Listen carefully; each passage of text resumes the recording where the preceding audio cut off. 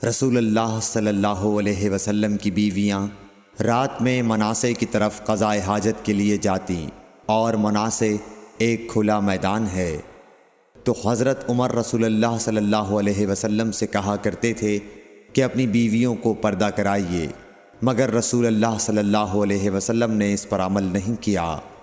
ایک روز رات کو عشاء کے وقت حضرت سودا بنت زمعہ رسول اللہ صلی اللہ علیہ وسلم کی اہلیہ جو دراز قد عورت تھیں باہر گئیں۔ حضرت عمر رضی اللہ عنہ نے انہیں آواز دی اور کہا ہم نے تمہیں پہچان لیا، اور ان کی خواہش یہ تھی کہ پردے کا حکم نازل ہو جائے، چنانچہ اس کے بعد اللہ نے پردے کا حکم نازل فرما دیا۔ صحیح بخاری حدیث نمبر 146۔ آپ صلی اللہ علیہ وسلم نے اپنی بیویوں سے فرمایا کہ تمہیں قضائے حاجت کے لیے باہر نکلنے کی اجازت ہے۔ صحیح بخاری حدیث نمبر 147۔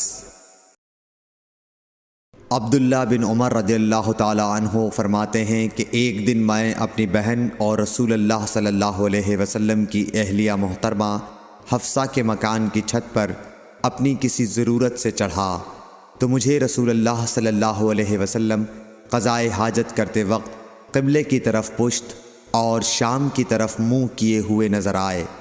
صحیح بخاری حدیث نمبر 148۔ عبداللہ بن عمر رضی اللہ تعالی عنہ نے خبر دی، وہ کہتے ہیں کہ ایک دن میں اپنے گھر کی چھت پر چڑھا تو مجھے رسول اللہ صلی اللہ علیہ وسلم 2 اینٹوں پر قضائے حاجت کے وقت بیت المقدس کی طرف منہ کیے ہوئے نظر آئے۔ صحیح بخاری حدیث نمبر 149۔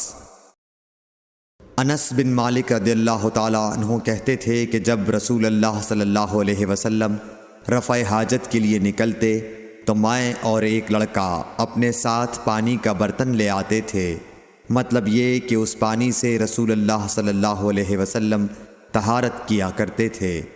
صحیح بخاری حدیث نمبر 150۔